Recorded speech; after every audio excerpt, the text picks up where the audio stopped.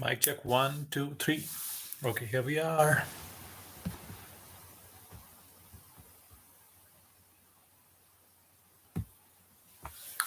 Mic check one, two, three. Mic तो है नहीं बस चेक कर रहा हूँ.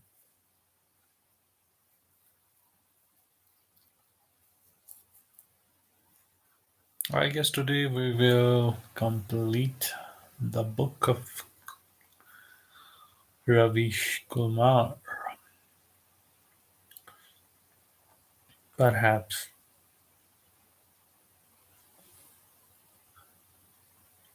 So a friend of mine has actually requested me to read one of the poems of Maulana Rumi.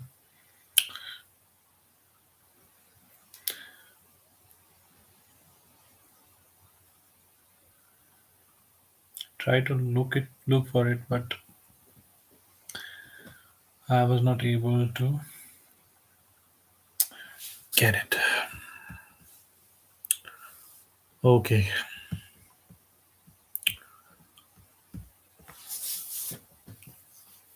Hello, hello, hello, hello, hello. Welcome to the stream. Ravish Kumar. नमस्कार मैं Ravish Kumar. Big fan.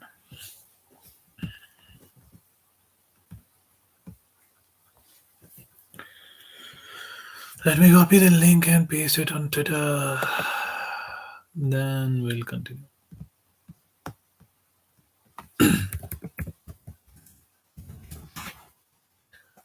First, let me check.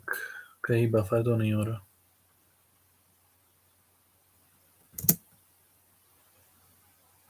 Okay.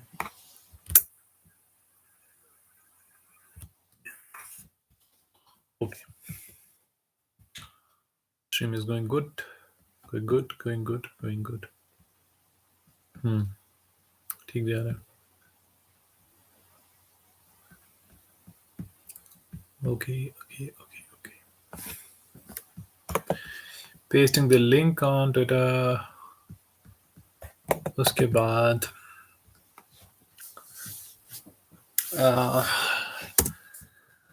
हम start करेंगे. Ravish Kumar.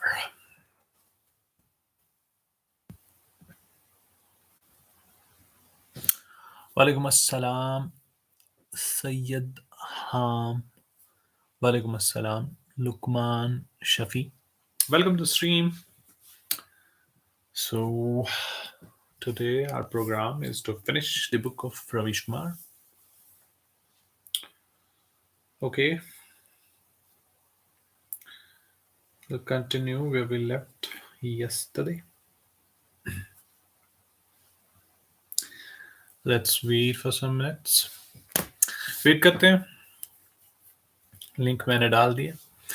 So guys, an announcement is this, that we're going to get a mic soon after we cross 1k on Twitter on this channel. Walaikum assalam Ainan. So mic से क्या फायदा होगा? What are the benefits of a mic? First of all, noise cancellation. And the second thing is, which is more important, कि मेरी जो आवाज़ है जैसे मैं रिकॉर्ड करना चाहता हूँ वैसे ही होगी. Inshallah, once we cross 1k subscribers on this channel, we'll be getting a good mic. देखते हैं, बजट के हिसाब से लेंगे. So we shall continue today with the book of Ravish Kumar. जिनको आना था वो तो आ गए. Perhaps Cinnamon कहाँ है? क्योंकि उन्होंने बुक कंटिन्यूअसली सुनी. Is he here or not?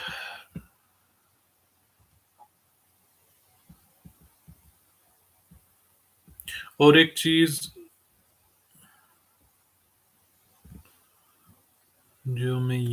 कहना चाहूँगा कि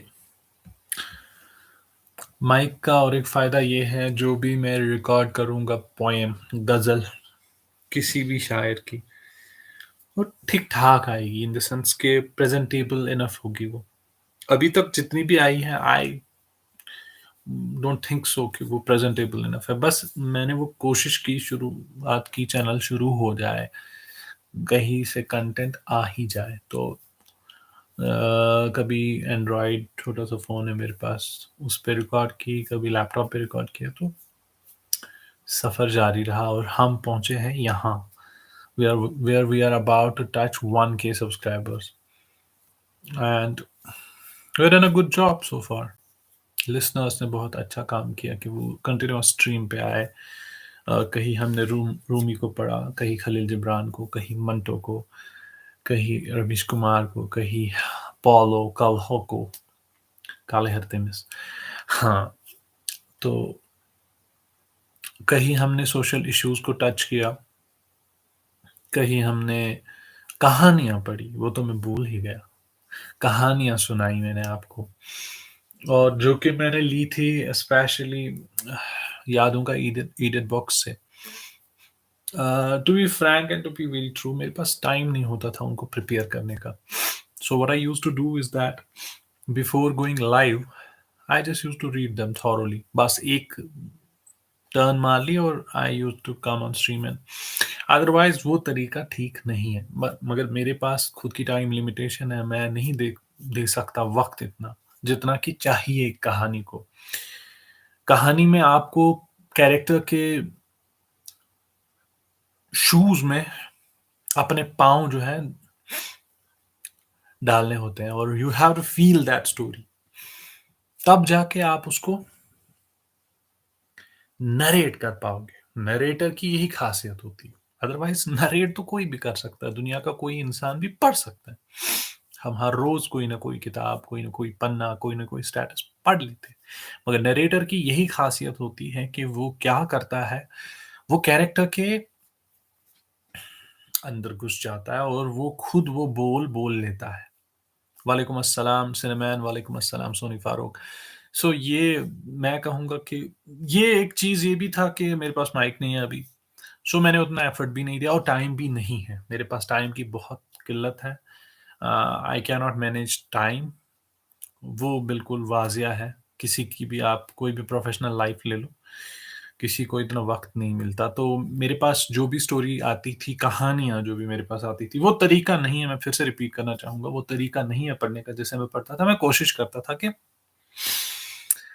स्ट्रीमिंग जो है कंटिन्यू रहे, ताकि हमारा जो ये सफ़र है, मेरा स्पेशली अकेला ना जाए और आप लोगों का भी अच्छे से कट सके और हम इससे कुछ सीख सकें। तो मैंने ये भी सीखा कि अब नरेशन को और इम्प्रूव कैसे करना है, वो सीख रहा हूँ मैं और माइक की ज़रूरत है। माइक लानी ही लानी है, लाज़मी मलज़ूम है आपके लिए कि आपको माइक लानी ही लानी है if you are a narrator. So वो चीज़ करेंगे। फिर आगे जाके हम फराज़, फैज़, सराब, माजिद, मंज़र, जितने भी मेरे पास शुअरा हज़रात हैं, कंटेम्परेरी और पास्ट के, तो उनका कलाम मैं इंशाअल्लाह अज़्ज़ा वजल रिकॉर्ड करूँगा। व्हेनेवर आई गेट रिकॉर्ड ही नहीं करना होता है, आप जाओगे और पाओगे ये कि मेरे प्लेलिस्ट में जितने भी वीडियोज़ हैं, उनमें वीडियोज़ होते हैं, पर्टिकुलर वीडियोज़, उनके लिए काम करना पड़ता है। तो मैं ही काम नहीं करता, कोई और शख्स भी काम करता है इस चैनल के लिए and I am pretty much privileged first of all to have such a partner with me. नहीं आता।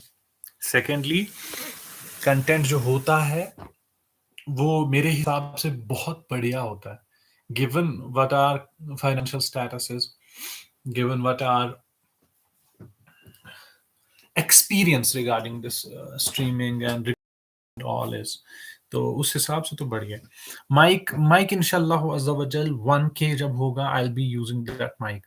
माइक आ जाएगी एंड मुझे फ़कीर ने भी रिक्वेस्ट की थी, उनका कलाम भी पढ़ना है। इंशाअल्लाह अज़्ज़ा वजल वो भी पढ़ लेंगे। मंज़र साहब का कलाम मैं रिकॉर्ड करूँगा, ज़रूरी करूँगा। उनका कलाम लाजवाब है। आपका तो है ही। और भी देखते हैं। मुझे किसी ने रिसेंटली एक टेक्स्ट किया था कि I don't remember his name. उन्होंने कहा था कि उन्होंने मेरे मेल पे जो जॉर्नलिज़्म की मेल है, इन पे एक कलाम भेजा था किसी का और रिकॉर्ड करने के लिए मगर पढ़ने के लिए। मगर मेरे मेरे पास वो मेल आया ही नहीं। I just checked my email, वहाँ पे कुछ नहीं है। इनबॉक्स में कोई ईमेल नहीं है। सो मैं उनको गुज़ारिश करना चाहूँगा कि वो फिर से च ट्राई करें। सो स्टार्ट करें हम रवीश कुमार की book. I was looking for you Cineman क्योंकि आपने कंटिन्यूअसली सुनी वो बुक। अल्केमिस्ट भी आपने कंटिन्यूअसली सुनी। होपफुली आप इससे मुफ़ीद हुए होंगे। तो शैल वी कंटिन्यू? तो माइक जूँ ही आएगी ना, you people will also cherish it क्योंकि माइक से आवाज़ जो है ना, काफ़ी मैं कहूँगा ओरिजिनल आती है, जैसे मेरी आवाज़ है फर्स्ट ऑफ ऑल, काफ़ी ओरिजिनल 90-92% तक तो ओरिजिनल आती है। दूसरी मैं कहूँगा कि आपके मेरी आवाज़, ठीक है? इस वजह से लैपटॉप एंड फ़ोन की वजह से, मगर माइक की वजह से वही आवाज़ आपके दिलाएगी, ये मैं दावा करता हूँ। कोई बात नहीं, नोटिफ़िकेशन नहीं है, it's okay.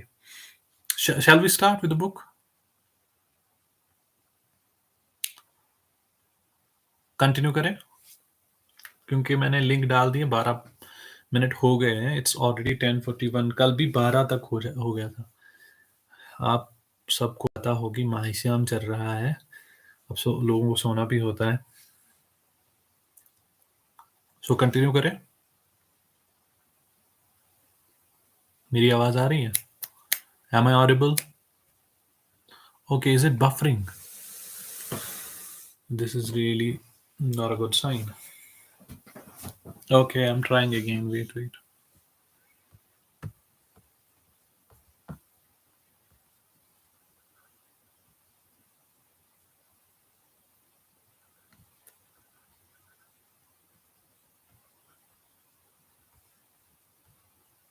Hello. Am I audible? Am I audible? Am I audible now?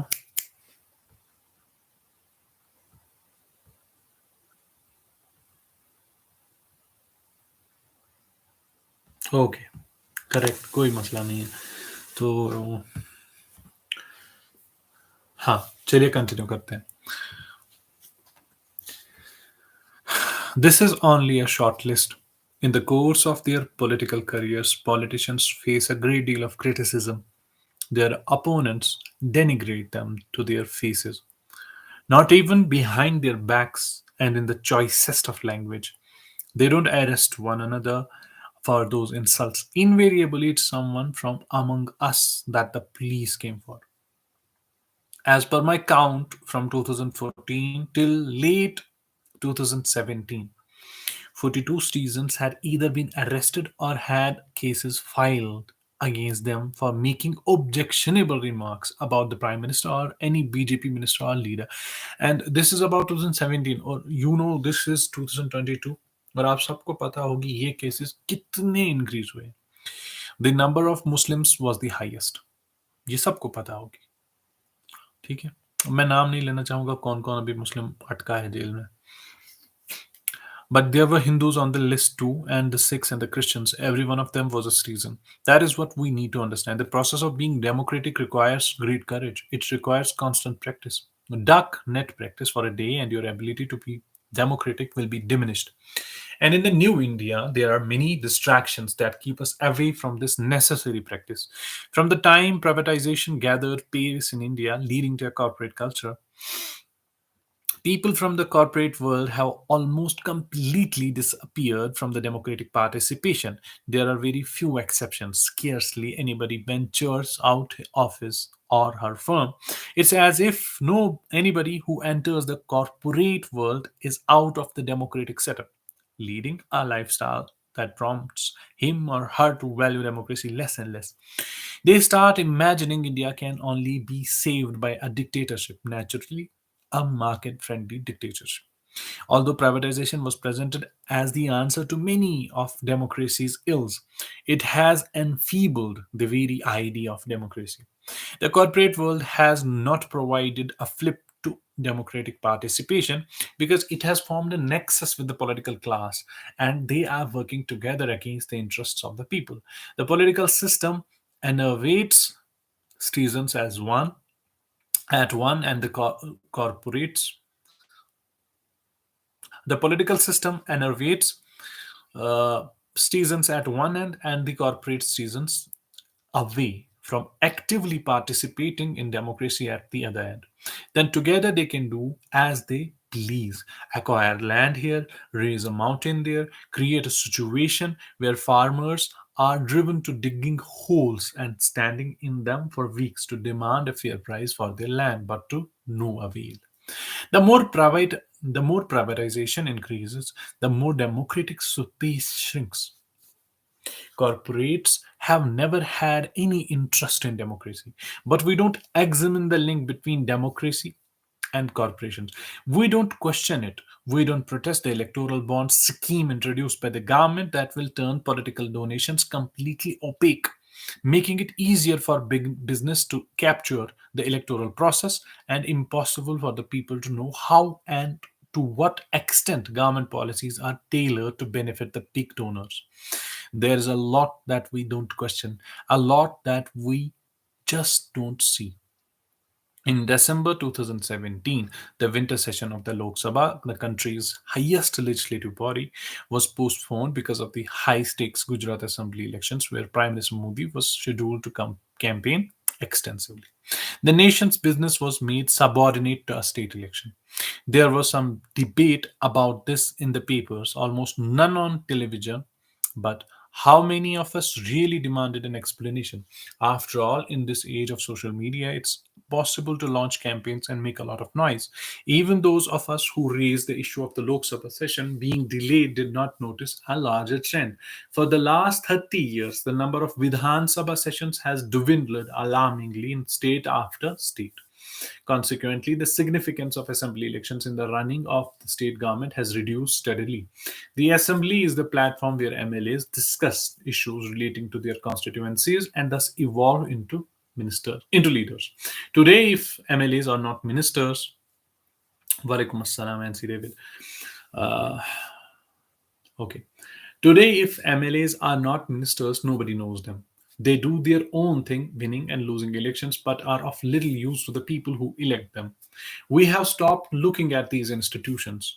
We don't bother to ask why a state's chief minister or the prime minister chooses not to hold an assembly or Lok Sabha session at the designated time or merely goes through the motions. Walaikum assalam, Mudassir. Am I not audible? क्या हो रहा है? क्या हो रहा है? क्या हो रहा है? Is there a problem? जल्दी बता दीजिए. I'll check myself, right? Yes. नहीं, आवाज तो आ रही है. बफर नहीं हो रहा है. आवाज आ रही है और चल भी रहा है अच्छे से. I don't know.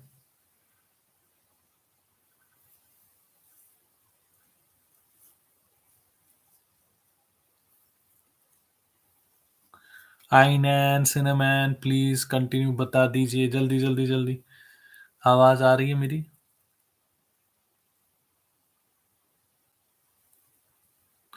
I think you should rejoin.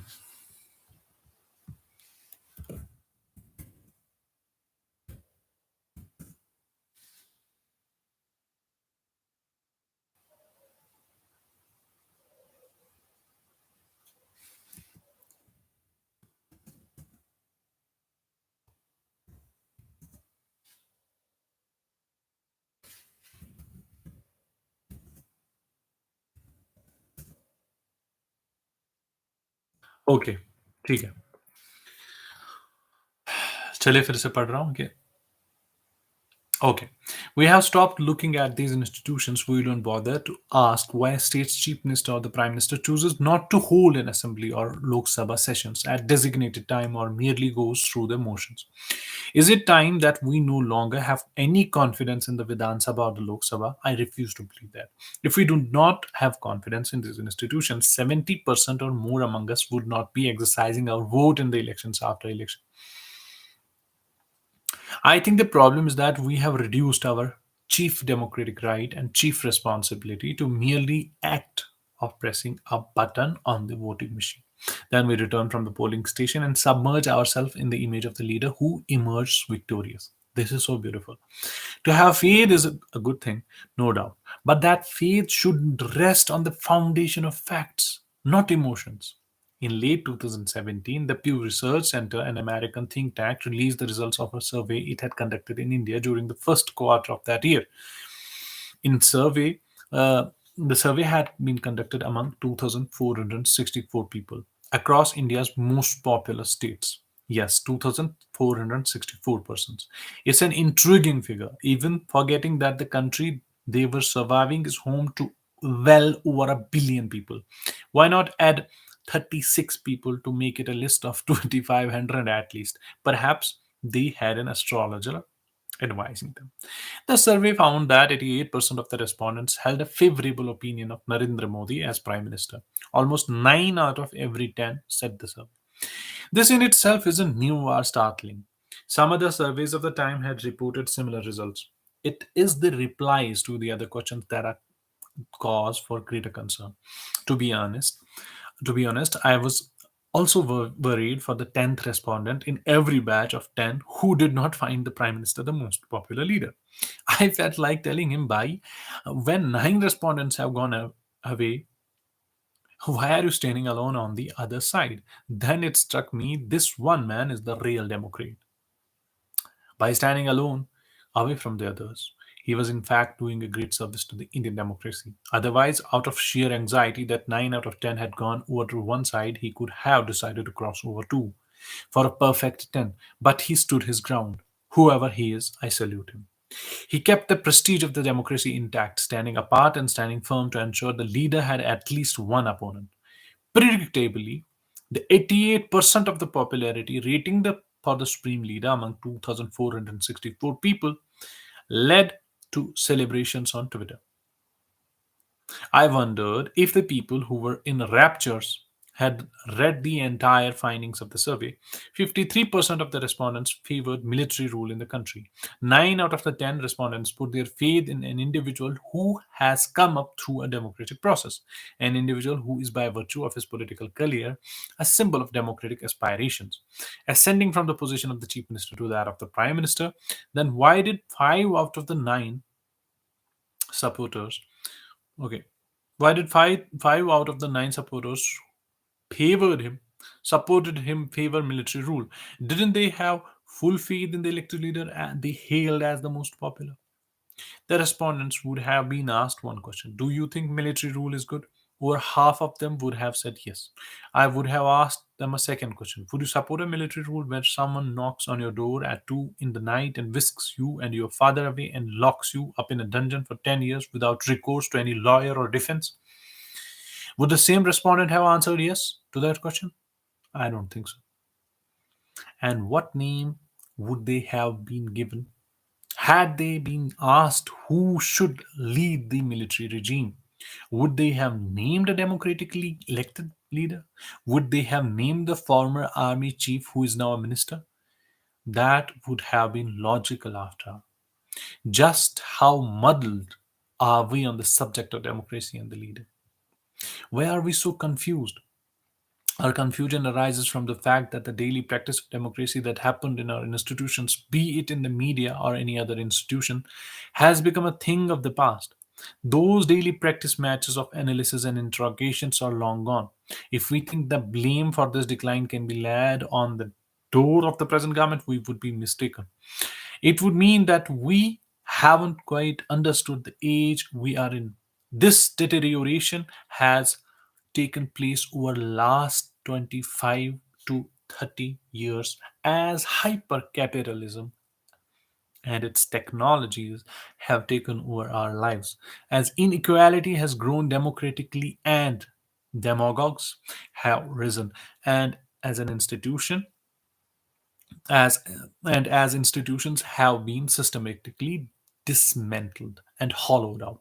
We may feel it more only now because the proportion of those who are alert to institutional erosion is greater today because it is happening at a greater speed. The Pew survey also had 55% of the respondents saying that they wanted a strong leader. One could make decisions without interference from parliament or the courts. The survey report noted that the support for autocratic ruler is higher in India than any other nation surveyed. Why is a strong leader required? Is the framework of the constitutional laws and powers given to a leader or a chief minister so inadequate that a muscle man is needed in that position? Does the supreme leader have to wrestle with the cabinet secretary, administer some well placed blows? Why this yearning for a strong leader then? It would be understandable if the desire was for a leader who represents the strong will of the people. Perhaps it was. But do the do the kind questions that are asked in these surveys allow for nonce? Do these who celebrate the results of such surveys have any time for nonce? On one hand, on the one hand, there is a mythical narrative of a strong elected leader being created and running parlor it to it is a script for military rule. There might be a reason. Until now, our democratic institutions, even when functioning at their best, have roundly failed to fulfill the aspirations of the people. On the contrary, through these institutions, the control of vested interests on public resources and systems have become near complete. It's true, not only of India, but of countries the world over that 1 or 2% of the population controls 90 to 95% of the nation's wealth. This information has not emerged from some Communist Party office. It is based on surveys of economists who believe in the capitalistic system. For instance, the figure of 1 or 2% of the controlling almost the entire wealth of some nations is from a report of Oxfam. And this is what is making the political class nervous. Of the 90% or more of the population who are hard put to feed themselves, some are committing suicide now. But the day they tire of taking their lives, they will rise in revolt. There are limits to dying, and there are limits to killing too. History is replete with the names of murderous tyrants. Even so, in the end, it was they who perished, not humanity. This is the politician's biggest anxiety. Whoever holds the reins of power is haunted by this fear. Tomorrow, if some among us happen to be in power, the same fear will plague us. It's a legitimate fear, for politicians have nothing to show other than the same old formula of propaganda and event management. Democracy can be difficult to manage. This explains the dramatics of creating a halo around the idea of autocratic or military rule through strategic questions in regular surveys. Because it's the easiest way to trample on the expectations and aspirations of the people by cooping them into the project of their own disenfranchisement. When we relinquish our standing as citizens, one day we will wake up to find a gunman standing outside our door, and for the next 10 or 20 years, we will lapse into silence, losing our power of speech and our language. It is to this end that both the narratives of the strong leader and of military rule are being lovingly nurtured, even though both of them are among the most glitched. Narratives are formula for history. Those who have studied history will grasp it better.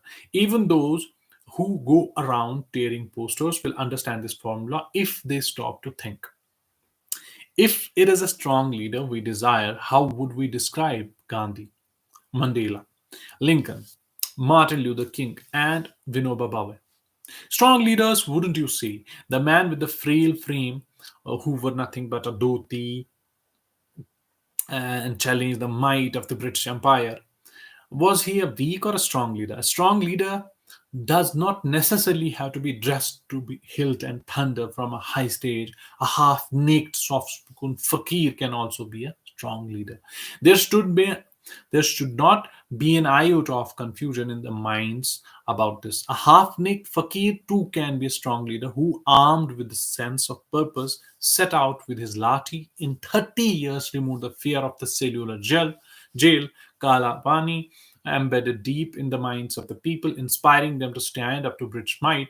It speaks of his courage and the strength of his conviction that a Bhagat Singh and Chandrasekhar Azad, a both emerged from the same stream. That is why I say a strong leader does not always come in colorful bandis.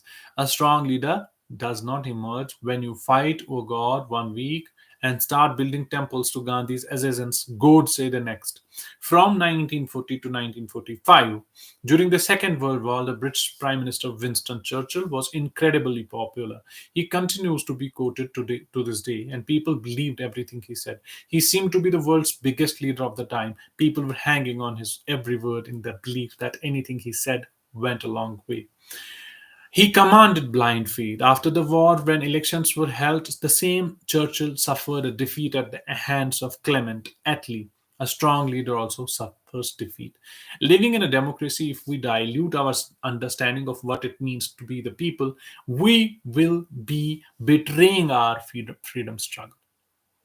We give pensions to our freedom fighters, but how many of them do we know? Those unnamed lovers of freedom who spent years in prison, their children and their children's faced ruin across generations. Relying solely on those meager pensions, they inexorably slid into penury. Those freedom fighters staked their future of several generations of their families to win the right to be citizens of an independent nation. In honor of their memory, at least we must not lose the essence of our great democracy and the right to be its people. As for the narrative of the strong leader, it's a kind of time pass, nothing more. He who takes everybody along is a leader, not one with a trail of people walking behind him. There were many tall leaders. There were many tall leaders around Gandhi, Rajendra Prasad, Ambedkar, Nehru, Bose, Patel, and many more. It is that which creates conditions for a true democracy, where one leader dwarfs the landscape. There will be no lok, only tantra, no people, only a hollowed out system, and the only thing left standing will be a temple of falsehood. We owe it to ourselves to rebuild our democratic consciousness and reclaim our right to be the people. The Babas of India are here to stay. So this is the another chapter.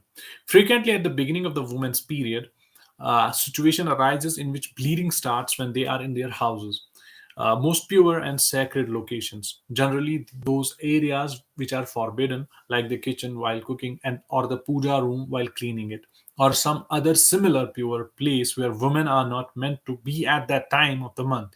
In the first days of the bleeding, one does not lay a hand on anything in the kitchen at all, but this is a cycle which happens every month, and it isn't in your hands at all. So if any such incident has happened to you during the entire year, there is one day to deliver you from your papad, your sense of sin, the days of the Rishi Panchami. The video in which I heard this statement being made by a Baba was featured on one of the top three Hindi news channels on television. I watched the video and other featuring the Baba on YouTube. The name of the news channel isn't important here because all news channels on television and the websites in all languages, with the exceptions of NDTV India, featuring programs like these, from horoscopes to instructional videos like the one I watched. My intention is to examine what is said on these programs, what has changed in the time over time, what has changed in them over time, and the vexations of our age which they reflect. I am trying to understand the scriptural knowledge quoted and recommended by Baba, the sage in the YouTube channel, through the eyes of those women who are trying to break the many preconceived notions about period and menstruation. On the surface, it's easy to see how the colorful Babas who feature on these news channels are digging out old superstitions and re establishing them in modern contexts. Yet they are shrewd and intelligent too. They aren't among us to foment a revolution, to go back into the past and reclaim the golden age of yoga and Ayurveda. Rather, these Babas are the master salesmen. Rather, these Babas are the master salesmen who are peddling a single cure for the 108 ills which afflict human beings, and in the process building their personal financial empires. The single minded devotion to tradition will not serve their purpose. And so these Babas give as generous a space to modernity as they do not those nonsensical ideas within the modernity which masquerade as tradition. More on this later. The critics of television have focused all their energies on the ills which affect primetime news programs that are broadcast in the evening. A major strand in these programs is question of women's security and what can be done to liberate women within our state spaces. What has escaped most of these critics is the crowd of these influential astrologeral and anchors who populate the morning primetime segments in their clothes and demeanor that are accustomed for the occasion and come together to reinforce the exploit of insecurities of such a large section of society, especially women. The question of whether astrology is itself valid or invalid is now past debate. Barring one or two people, I don't know anyone who doesn't consult an astrologer as routinely as they would a doctor. It clearly has an iron grip. In comparison to Babas, who broadcast in Hindi, those who do so in English are a class apart. In place of daily horoscopes, they peddle life management pills to harried customers. Interviews with English speaking Babas are conducted very respectfully, and the English speaking Babas look upon Hindi speaking ones with contempt. When a poor person takes refuge with a Baba for the sake of spiritualism, it becomes superstition. When the rich takes refuge with their Babas for the sake of spiritualism, it becomes a stress management course. After Gurmeet Ram Rahim Singh, Insan, the head of the Dera Sacha Sauda of Sirsa, Haryana, was sent to jail after being convicted of on two counts of rape. It was written in many places that it is only poor who come under the influence of Baba. That's nonsense. Rich people and the middle class have thrown up Babas like Gurmeet too. The only difference is that they speak in English, peddle aloe vera juice. In contemporary India, political leaders and ministers conduct secret pujas which cost lakhs of rupees.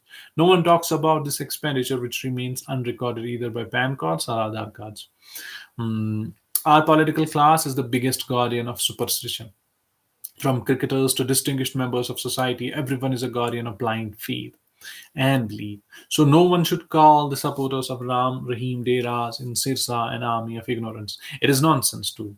To say that news channels are responsible for the birth of and proliferation of Babas, it would be more correct to say that Babas have their own channels via which they communicate with the public. They there are many other information channels too on which newer varieties of Babas keep rising. Babas have their own websites and social media terms.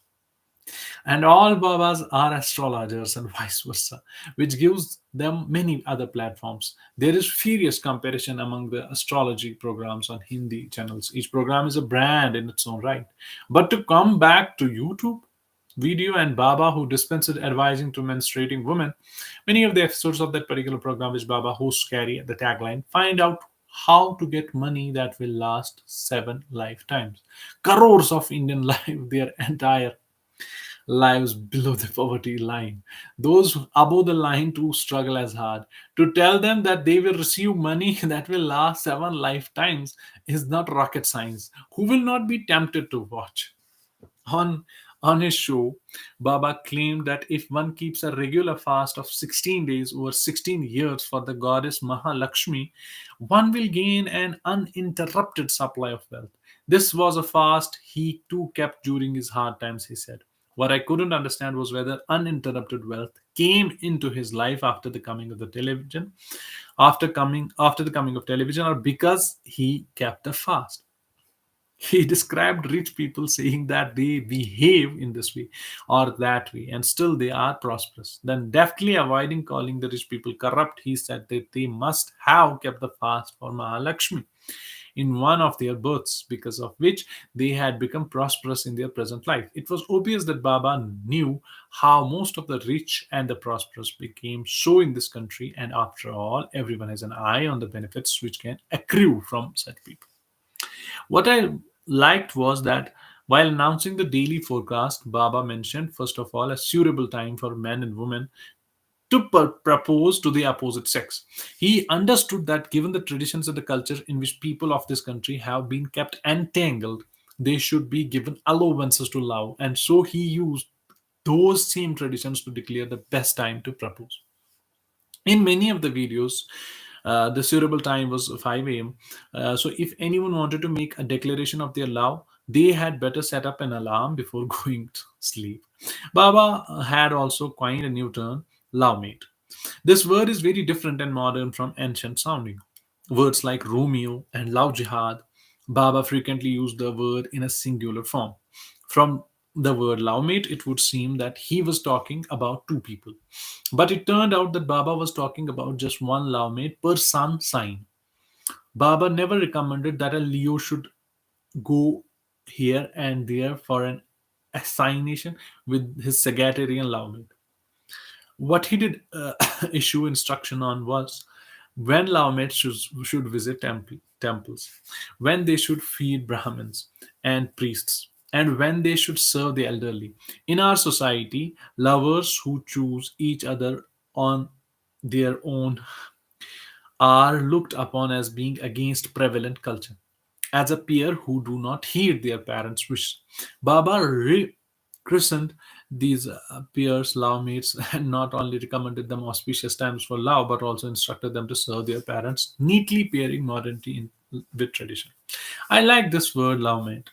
Now, at very least, what canoodling peers can do when seized by the anti-Romeo squad out to stop men and women from coming together in public is to tell them we are love mates. Baba on the TV instructed us, and so we are here to serve the elderly. Let go of your batons, take this prasad, and get lost. But if the love mates are only to serve the elderly, only God knows when they would find time to love or to meet. On one show, Baba told Piscean love mates that they should tour the places of religious significance that day. How I wished I could watch other shows hosted by Babas to find out if he recommended that love mates visit cinema and restaurants or the Nehru, Lohia, and Deen Dayal parks. In one show, he told Secretarian lovemates that on that day that they should take a bath and afterwards offer datura to Lord Shiva. By doing so, their relationship would become even tenderer. I am convinced that Baba even tells lovemates when and how to shampoo their hair. In one episode, he told Leos that they go out with their parents for a romantic dinner. I jumped with joy. See, I told myself these Babas on television cannot be against modernity. They know their consumers will indeed go out on romantic dinners, even though romantic dinners are not part of the common cultural imagination in India. It was all one more excellent way of bringing modernity and tradition together. I thought, and an effective way to keep a toe in all waters. Baba also recommended that Leos should eat vitamins to improve immunity. By Bajrang Bali, I swear that I heard this statement with my own ears and typed it with my own fingers. I didn't know that our great scriptures of astrology scriptures actually recommended antibiotics and vitamins. Shut down our medical college. At the beginning of each show, he also gives out the most auspicious time to conduct a cesarean section. Perhaps there's a huge market for auspicious times for cesarean sections. After all, each one wants a child in his or her own household who will go on to become famous so that every time they want a selfie, a ready celebrity can be found at home who wants to rush off to an airport or a hotel each time. And on one episode, Baba advised aquarium doctors to treat patients for free that doing so would give them professional success. Baba also laid a great deal of stress on office politics, promotions, and like in his prognostications. From this, one can understand that limited and worthless context in which a common Indian views his office and workplace. Promotions and personal pride and ego seem to be the only acceptable categories. Then, on one episode, Change in Swift was a new category that was added. He told Liberals that their shift timings might change and inconvenience them, but honestly, shifts change for employees in lakhs of offices throughout India. People have brought astrology even into this. He might say on one particular day that Geminis should keep their business plans secret. On the same day, he might recommend Sagittarians that a partnership in business might be beneficial to them. What I didn't understand was if Okay. What I didn't understand was if that on that particular day, a Jiminy could enter into a partnership with Sagittarian for after all, Baba had tipped the Jiminy to keep his plans secret. One day, Baba confused me. He declared that no auspicious task should be performed 12 minutes before and 12 minutes after 2:18 a.m. on 27th August. This is an inauspicious time. He warned. For a long time, I kept thinking about who would be performing an auspicious task at this hour. Was Baba hinting at dash? No, no, that couldn't be. And if something hasn't been clearly spelled out, why think among these lines at all? But who could be performing an auspicious task in the dead of the night, that too at 2:18 a.m.? What could be that task? I was thinking about all of this when Baba said that today you should face in the southeasterly direction and take a pledge to free yourself from doubt and suspicion. Decide that you should not doubt or suspect at all. As soon as I took the pledge, I was freed of that the questions.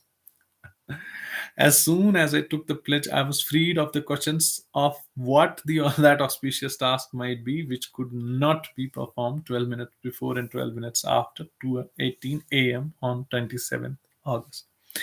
The category I found most important in his daily forecast was the Yayi Zayad Yog. We all know that legal cases in India drag on for a long time. Not everyone has luck like Gurmeet Singh's, for whom a verdict arrived after 15 long years. There are many who don't see verdicts arrive within their lifetime and fall prey to injustice in the very exercise of seeking justice. There is no injustice in India greater than the process of filing and fighting legal cases, but Baba, under the aegis of the Yai Zaid Yog, instruct us when an application ought to be filed, when one should meet with a lawyer, and when arguments should be put forward in the court. Hardly any person makes the rounds of the court will not pause to listen to Baba recommending suitable times to visit the courts.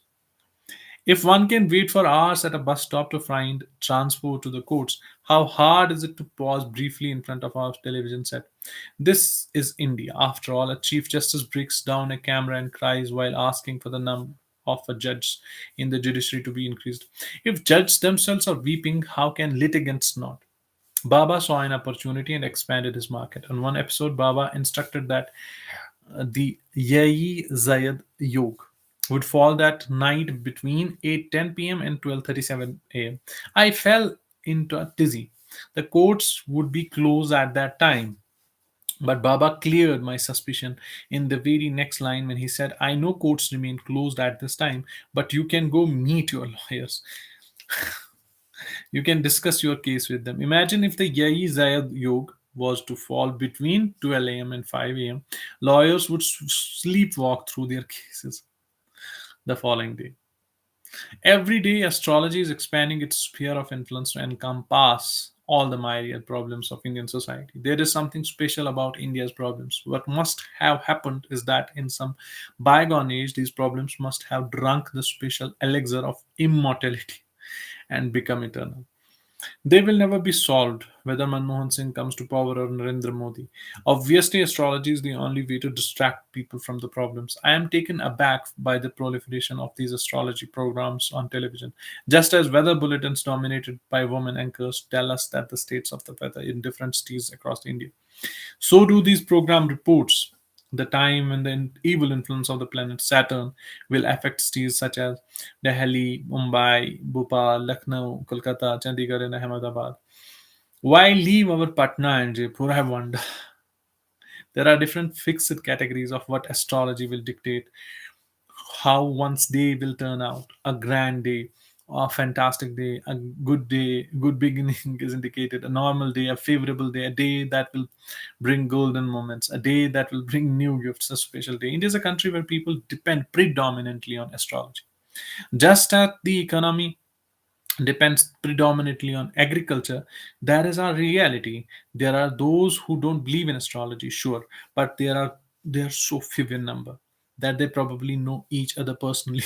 Study those babas on television. A Gurmeet Singh does not become Baba Ram Rahim only in Sirsa. He can become one anywhere in India at any time. All that is needed is for someone to innovate a Kal Chakra show, for someone to manufacture an oil that promotes hair growth, for someone to write a book on success, promote it, and make it a hit. In our times, various kinds of Gurmeet Ram Rahim are available in different kinds of packages. Don't take it to heart. This is India. These are Babas for us, the same as you and I. And this is the last chapter, how we love, a space for love. Not everyone is in love, nor does everyone have the courage to love. In our country, mostly people only love in their imagination. I wouldn't know how it is in other places, but in India, to love is to battle with innumerable strictures imposed by society and religion. Love is a forbidden subject, even within the four walls of our home. How many parents say to their children, "Is there someone special in your life?" How many ask their daughters, "Do you like someone? Are you in love?" With such little support, love is not a simple matter of saying, "I love you." We all learn to imagine love through cinema. Films are the sculptures of our divine madness. Generations of filmmakers, songwriters, and musicians have burnt up their imaginations teaching us how to love. They have taught us the art of gazing at someone for the first time and the trick of colliding with them by accident. In the process, films have turned us into lovers sometimes and sometimes into lafangas. एक दूजे के लिए 1981 was a powerful film. For the first time in Hindi cinema, lovers surmounted the barrier of language and linguistic culture and gave up their lives for the idea of a great India that is otherwise a sham, shouted about from the rooftops day and night. Rati Agnihotri and Kamal Hassan, that unforgettable couple, can still make you cry. Perhaps for the first time, a popular film challenged the facile and counterfeit notion of a composite India that we have internalized for too long. Mere Jeevan Sati, Pyar Kiye Ja. To write a song by stringing together the titles of Hindi films was not mere talent. It was a way of saying that it is possible for a Hindi wali to fall in love with a Tamil wala. He can construct a language of love with Hindi film names. She can call out him using the names of Tamil Nadu's districts and cities. She can talk to him and she can sing along with him. But films have not always made us good lovers. The films coming from Mumbai kept trying only to breach the high wall between rich and the poor. That was the extent of the revolution. चांदनी की दीवार न तोड़ी चांदी की दीवार न तोड़ी प्यार भरा दिल तोड़ दिया एक धनवान की बेटी ने निर्धन का दामन छोड़ दिया. She did not break the walls of silver. She broke a heart full of love. A rich man's daughter betrayed a poor man's love. Vishwas, 1969. The pain of love. Rich women are always heartbreakers, always disloyal.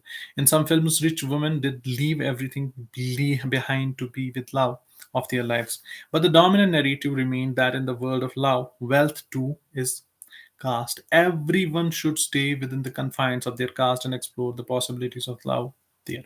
Innumerable lovers have lit up the Hindi silver screen, but they are just two beautiful bodies. They have no caste, no religion. In the fantasy world of our filmmakers, love is also fantasy.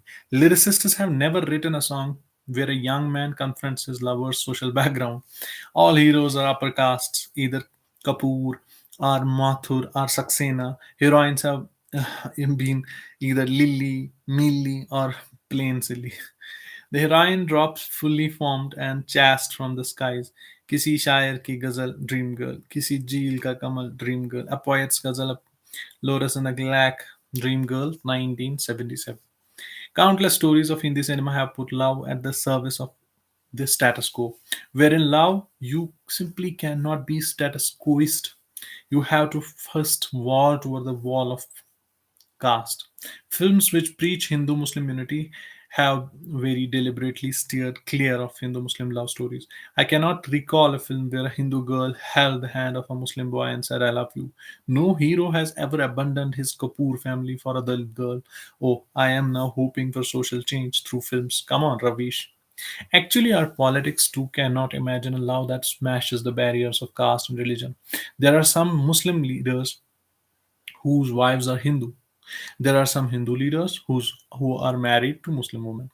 They were love marriages, but such couples do not display their love in public. They fear their voters' displeasure. But is society really like that? Yes, it is. But it isn't exactly such a society that the possibilities emerge for revolutionary love. People bring down the walls of caste and religion. Sometimes they do so and stay alive. You must have noticed how often I have used the word wall. That really is the tragedy. In India, there is no love without a wall. Love may be possible without a mehboob. The lover beloved, but it is not possible without a wall. It's complicated business love. It turns you into a rebel. It makes you crazy. A bawla, bawli. There is such tension that, as in Hindi cinema, you want to escape into a dream sequence. Your trousers and your shoes are suddenly white and shining. Your lover, in a flowing white gown, comes running towards you in slow motion. You wrap yourselves around each other, and then the song begins. माई से मीना से न साकी से न पैमाने से दिल बहलता है तो आपके आ जाने से not with mine the wine bearer or the cup the my heart is happy only with your presence. We learned this song from Khudgars 1987. That once lovers can also be replacement for entertainment. There's no good song playing on TV. You have fought with your father. Forget all that and sing a song. Let's get it written by Gulzara Anand Bakshi. Escape is the only space for love in India. Our cities have no space for love. For us, parks are places where marigolds and bougainvillea bloom, where few elderly retired people come to jog. There may be a pair or two of lovers they will be stared at. Love needs a stable space just for love. Lovers in our cities get tired standing behind pillars in supermalls for hours on end. They, they quote danger, daring to love inside a car with the windows and white windshield curtained with bed sheets and towels. They hold hands in the dark in a cinema and hastily let go when the light comes on. Lovers have never really told anyone of their plight. They haven't even written about it on Facebook.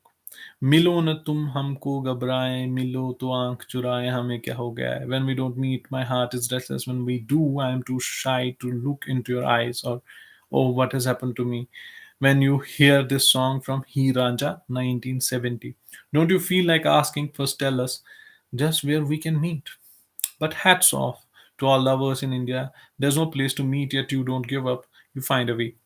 You pull down the plastic curtains in auto rickshaws. You squander your entire pocket money on auto fares in search of empty cinema halls. You raise the box office collections of trashy films despite the glares from the passers-by. You let your hand rest on your lover's shoulder. The long hours you struggle for a moment with your mehboob transform you from lovers to activists. Everyone who has loved has known such hazards.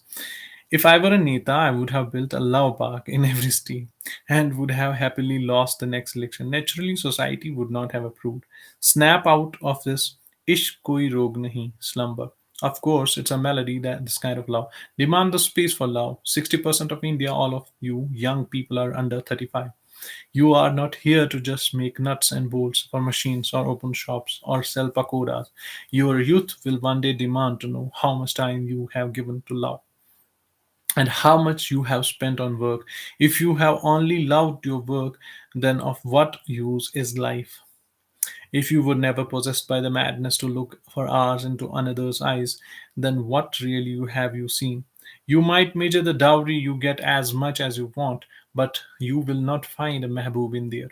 Society does not want to lose control over the dowry economy, and that is why it does not easily yield space to love marriage. A woman must be the only commodity whose price is fixed by a man's worth, money along with the bride. After all, the bride is the dowry herself. Go drown yourself, young man of this situation. Doob maro. Love makes us human. That's ish. It makes us responsible and slightly better human beings that we were before. All lovers are not ideal humans, nor always good, but the one who is in love can at least imagine a better world. When you are in love, you discover that many nooks and corners, and secrets of a society. In some place, you hold hands as you walk. In others, you walk alongside but a little far apart. Lovers want to transform the city into the city of their imagination. The city of their memories is not the city of Ghalib's poetry. True lovers know their stay, they live it too. The rhythm of the seasons beats in their hearts. Those who are not in love, they do not inhabit their stay. जिस तन को छुआ तूने उस तन को छुपाऊं जिस मन को लगे नैना वो किसको दिखाऊं the body that you have touched I hide that body the heart that you have seen I don't show it to anyone Rudali 1993 we cannot even express this feeling of love here Meera who sang and danced in love you loved in this country did you not Love makes us a little vulnerable, a little hesitant, and if a human being is neither, he can turn into a monster. To love is not just to say, I love you. To love is to know someone, and for that someone to know yourself. It is the month of February. Don't waste all your energies searching for a lover. Look for yourself too, and for your stee, a stee where love is possible, and look for the dreams you want to realize for someone else's sakes. Not just eco-friendly, we must make our cities ishq-friendly as well. We must make a space where we can spend a few restful moments, where cops don't appear banging their lathis when they see love, where the defenders of honor and faith and the blind lines don't appear with guns and knives, where the moonfali wala doesn't appear the minute you start a conversation. It's fine that there is a space for love in our dreams and in our films, but how's it right that our steves don't have any? It isn't right. I think this is the last chapter A Death in Delhi. A boy has died, killed on a busy road by the family of the girl he loved. In a society that lurks in the ambushes to catch lovers kissing, Ankit Saksena's death is certainly not the last. I silently look at the photographs of him in the happier times. He was just 23. A life that had had so many hues to it has been extinguished. What must be the depth of the despondency of in a country where those who love are cut down by swords and knives? Those who are waiting for someone to write on the incident in this time of all pervading despair are already consumed with bloodlust. They are determined to clock every writing effort of a certain kind of person whom they watch closely, alarm in their hands. Now, what will he do? Will he write now about this? In a society of vultures, the act of writing increasingly feels like answering a roll call. How one wishes one could have seen Ankit's love blossom.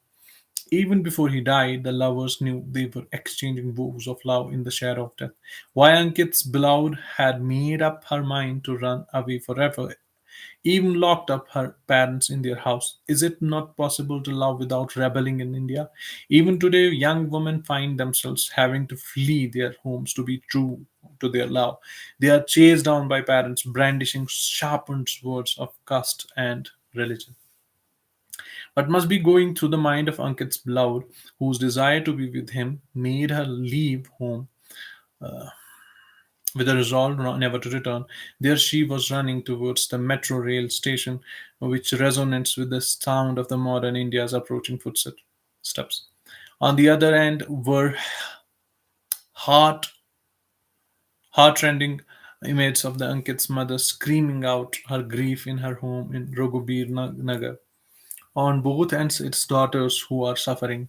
The son, both lover and the beloved, has been put to death. Ankit was also rushing in the direction of the metro rail station, where she was waiting for him. How one wishes he had reached the appointed spot that day. They would have boarded a bus together and disappeared from a world soaked in hatred, sloughing off every maker of their existing identity. But his wretched car, it had to go and collide with her mother's scooty and of all things. The newspaper reports said that her mother collided with him on purpose. Ankit was surrounded. He was fatally stabbed in the neck. Ankit Saxena was Hindu. His love is Muslim. And to make things very clear, her mother is Muslim. Her brother is Muslim. Her father is Muslim. Her uncle is Muslim. I have no qualms mentioning someone's religion's affiliations. Even if we were to refrain from mentioning this fact, it would make no difference to a society of trolls addicted to fomenting hatred. It will see what it chooses to see, namely a Hindu and a Muslim, of whom the Hindu was killed. What would have happened had there been a story inverted.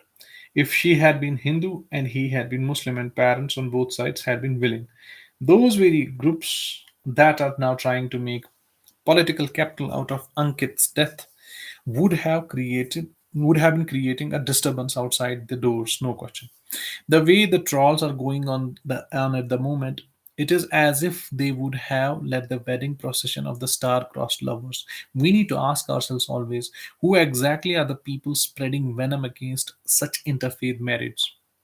This brings to mind the immense courage shown by the father of a girl in Ghaziabad in December 2016, when those who were complete strangers to the Hindu girl and the Muslim boy came determined to cause a commotion on the days of their marriage. Undeterred, the girl's father made sure the marriage went off without any hitch. And in that very Steve, what happened was that the district head of a certain political uh, party gathered a crowd outside the girl's house to disrupt the wedding procession proceedings. Not only did he not succeed, his party had to strip him of his position as well. Who are the powerful people setting rules regarding this, regarding who shall love whom? What are these rules doing in our society? Who is being pumped up with hatred and who is planning to kill? You can figure these things out for yourself. We will let it be if you can't. It isn't simple after all.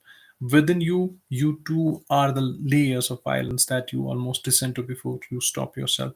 The prevailing atmosphere has enfeebled everybody. There are very few who are able to defy their weakness, as the father of the girl in Ghaziabad did. Some, like the Muslim parents from Khayala, give up and become killers. How one wishes that the parents of Ankit's beloved had not treated their daughter, the brother had not treated his sister, as their commodity, not theirs, not of any religion. Hatred has raised so many walls around us, laid so many layers of violence inside us, that it is a constant struggle to overcome them. We can win the battle or lose and become killers. Think about the couple from Coimbatore, Kausalya and Sankar. Both were Hindus after all. Then why was Sankar hacked with the sharp edge of a weapon in broad daylight? Why did Kausalya's parents hatch a conspiracy to kill her? He was a Dalit and she was from upper caste. They fell in love they fell in love, got married. It was when they were returning home from the markets that Gundas hired by Kaushalia's parents put an end to Shankar's life. This happened in 2016. The video of the incident is terrifying. From one day, Kausalya maintained that her parents were responsible for Shankar's murder. The investigation took a year and the case resulted in the conviction. This must be one of the few cases of honor killing to be wrapped up so soon. It would be instructive to read the details of the case available online, for there is a great deal to learn from it. May God give Ankit's beloved the courage to do what Kausalya did. She has certainly given a statement that her parents killed Ankit. Add the tag of Hindu and Muslim to every name as many times as you want, but it will not suffice to explain away the reality of the violence entrenched in our society. Just the other day, those wanting to reap bitter harvest of communalism were collecting the donations for Shambulal Regar, the man who hacked and burned Muhammad Afrozul in Rajasthan and got his nephew to record the murder on his phone. These are people who want a constant supply of firewood to keep the society perpetually flared up. Honor killing is a cocktail made of prejudice, hate, and misogyny, to which the color red is contributed by religion, caste, father, or brother as the occasion may demand. It's not just the act of falling in love that invites honor killing when daughters are fetuses in their mother's womb. They are killed in the name of the family and honor. This is the truth of a community, a religion. Are we prepared to accept which one? It is the truth of the country and its society. In such a country, what can the rousing slogan "Beti Bachao, Beti Padhao" mean? Say the daughter, educate the daughter. From whom exactly should we protect our daughters? Our daughters have so many killers facing them.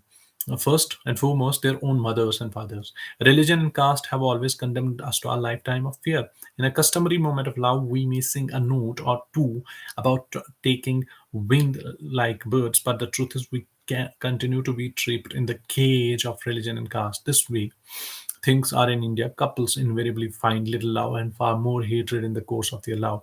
They that they still dare to love is worthy of our salutations.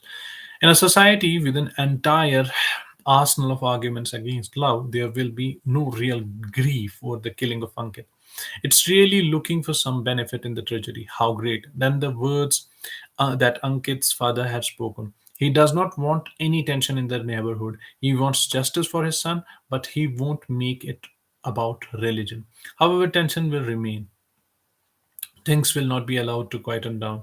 Anti-Romeo squad set up against Lao Jihad will roam the streets holding our daughters captive. Every killing whets the appetite for more killings.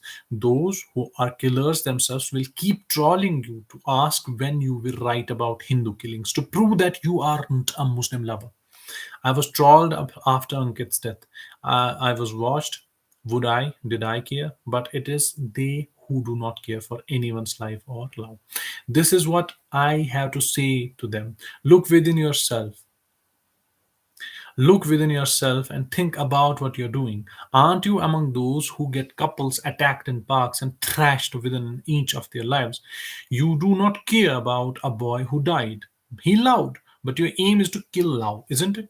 You go hunting in parks to perform acts of honor killing. You should not talk of justice by adding the prefix of Maulana or Mullah to your name or to my name. What do you think of your doing? You are mirroring that against which you want something to be written. Your politics of hate and the very idea of snuffing out the love that existed in every home is proving to be fatal. The frenzy of is rising. It'll consume you too. Why don't you let the country breathe a little free? Give flight to its youthful dreams. Love can save us, but we never really let it bloom in our society. Now we have raised an army to police love and kill it. Youngsters who do not know what is to be in love and marry the person of their choice remain cowards forever, timed, timid for life. Living in a society of crores of unsuccessful intimate lovers, we have become killers. First, we extinguish any possibility of love that we may have.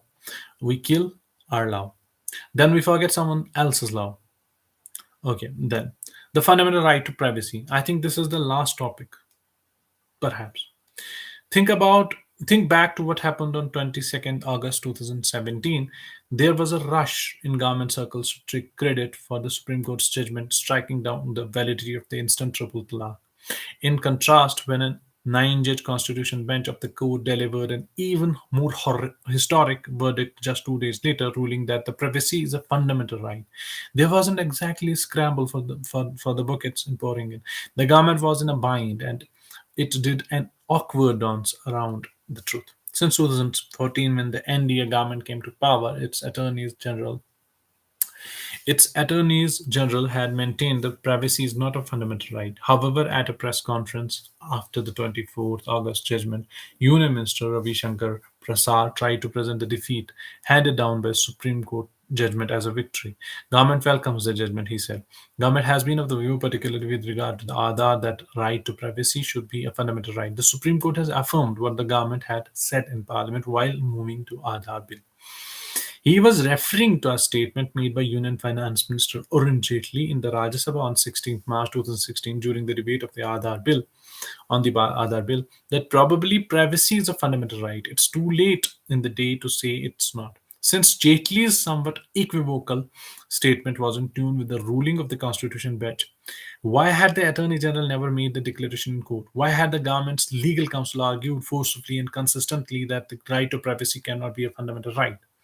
As the law minister was now claiming victory for government in the Supreme Court's verdict, he should at least have told us exactly which arguments of his attorneys general had been accepted by the court and reflected in its verdict. From the tenor of Ravi Shankar Prasad's press conference, it was clear that the enormous significance of 24th August 2017 by weighing heavily on the government.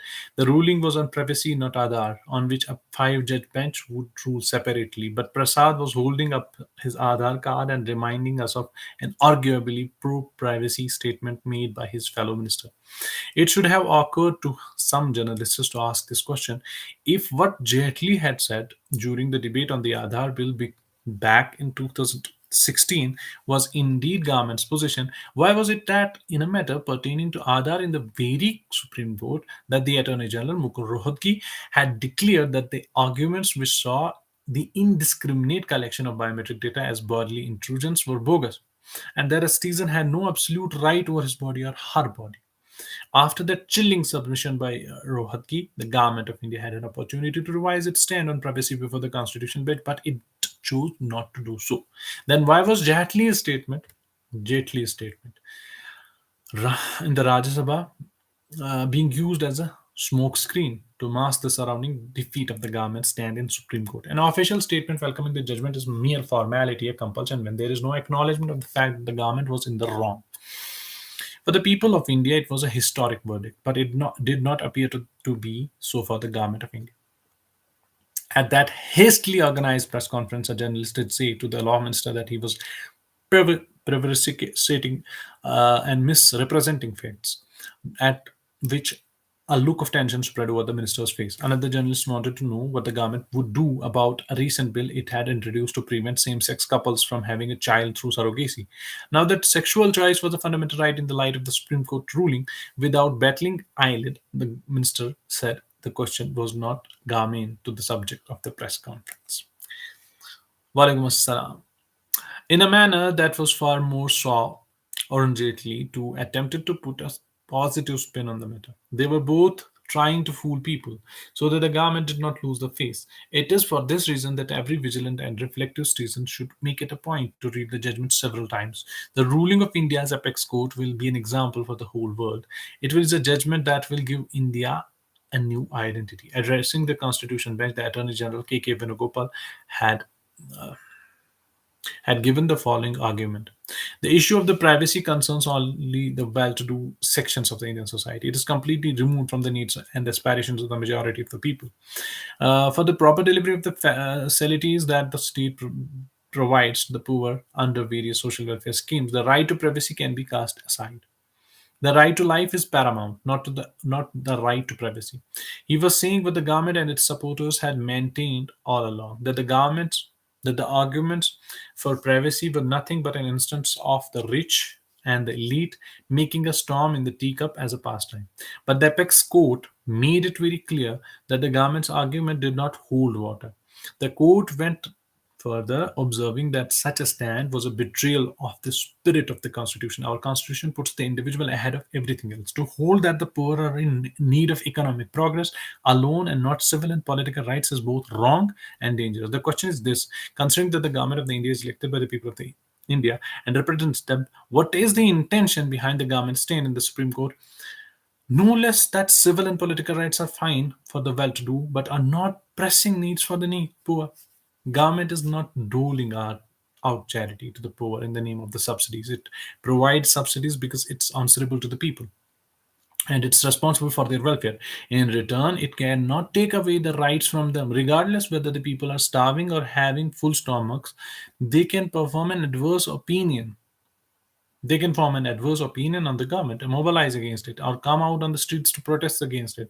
The nine judgment of the Supreme Court had enunciated that this fact on clearing that even those who stubbornly turn a deaf ear must now hear it. This is what the main judgment says. The refrain that the poor need no civil and political rights and are concerned only when economic well-being has been utilized throughout the history to wreak the most egregious violations of human rights. Above all, it must be realized that it is the right to question and right to scrutinize and the right to dissent which enables an informed citizenry to scrutinize the actions of the government. Those who are governed are entitled to question those who govern about discharge of the constitutional duties. The verdict on this right to privacy makes the citizens conscious of the entire government of his or her rights. These are the rights that are crucial for keeping the democracy alive in letter and spirit. The Supreme Court has said right to review the government's actions, question them, and disagree with them is also protected. It's what empowers citizens in a democracy, enabling them to exercise their political choice effectively. The Constitution Bench cited Professor Amartya Sen's research to illustrate what can happen when a government goes unchecked. It becomes irresponsible, even in circumstances of scarcity and famine.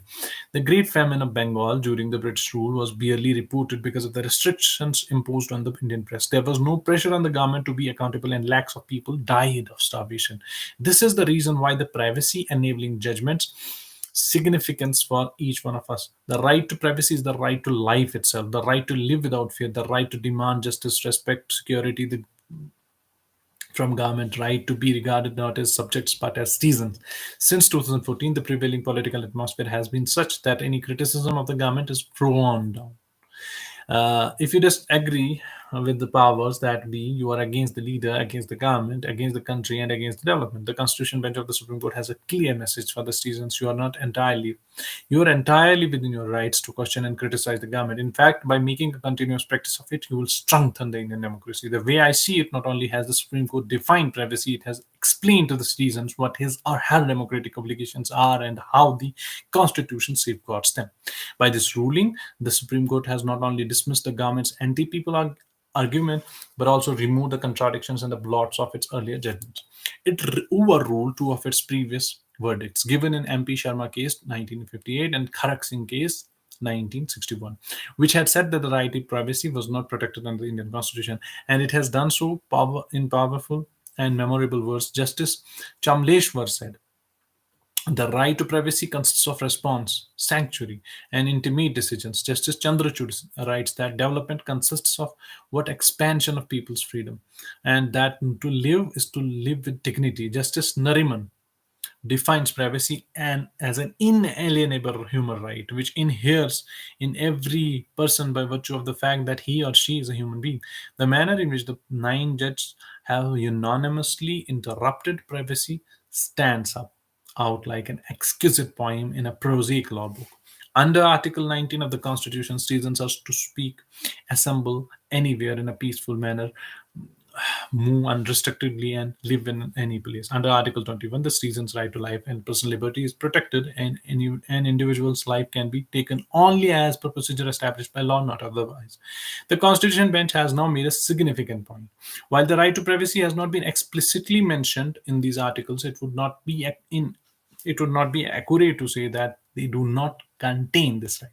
For the fragrance of the right to privacy wafts out from these rights. The right to privacy is the constitutional basis of a personal individuality.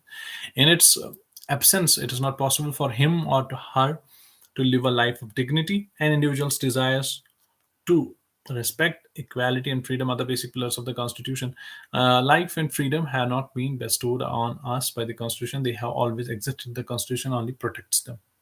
Supreme Court may not have made an inventory of all that constitutes privacy, but it has clearly stated that whom you are intimate or whom you have a sexual relationship, whom you marry and have a children with, what kind of home and family you make for yourselves are all matters that come under the rubric of privacy. The right to privacy recognizes that it is important for an individual to have control over the essential aspects of his or her life. In doing so, it also protects our cultural diversity. I think that is enough. ये रही आपकी रवीश कुमार की book. अब इसमें कुछ पन्ने हैं and के, वो देखते हैं हम। उसको भी पढ़ेंगे कभी और। तो it's 11:56 already. तो कौन कौन है अभी यहाँ पे? आई थिंक सबके सब सो गए, परहैप्स।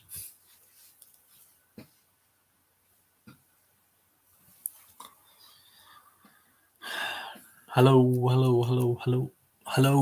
Am I audible?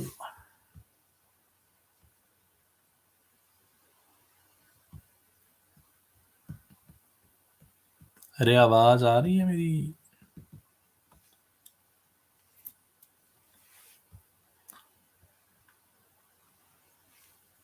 लगता है सबके सब सो गए।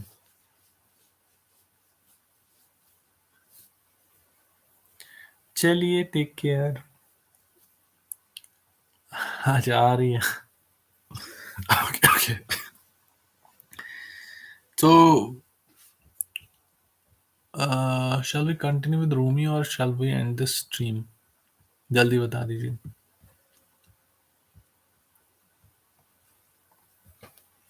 क्या करें? एंड करें या रूमी को पढ़े?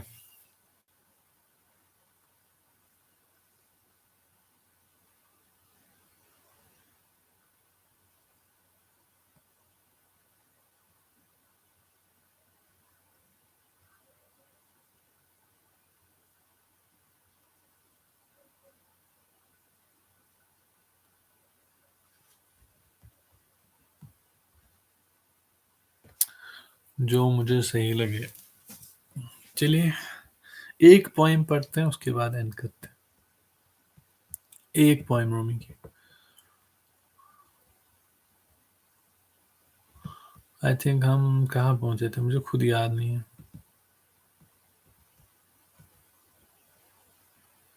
हम्म,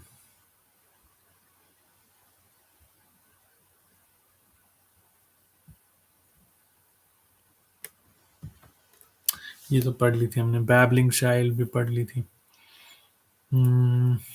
वाटर फ्रॉम योर स्प्रिंग, ये भी पढ़ी थी। यू स्वीप द फ्लोर, ये भी पढ़ी थी। ईच नोट, पढ़ी थी पर स्वीप द फ्लोर, ये तो पढ़ लिया था।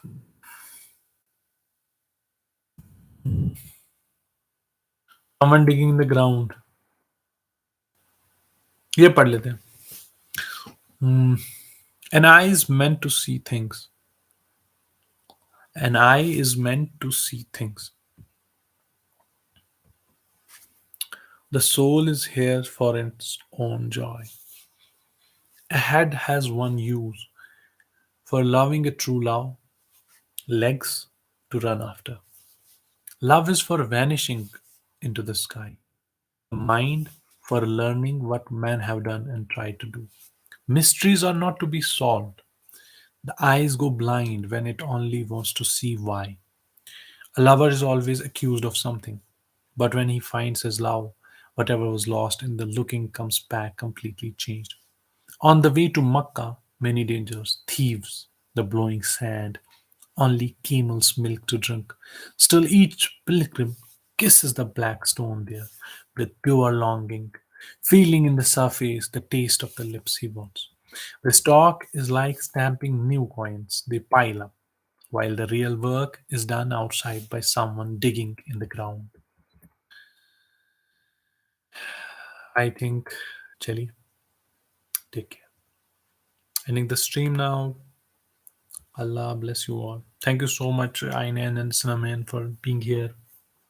और भी कोई है, perhaps वो कमेंट नहीं करते। Thank you so much for being here. Thank you. Take care.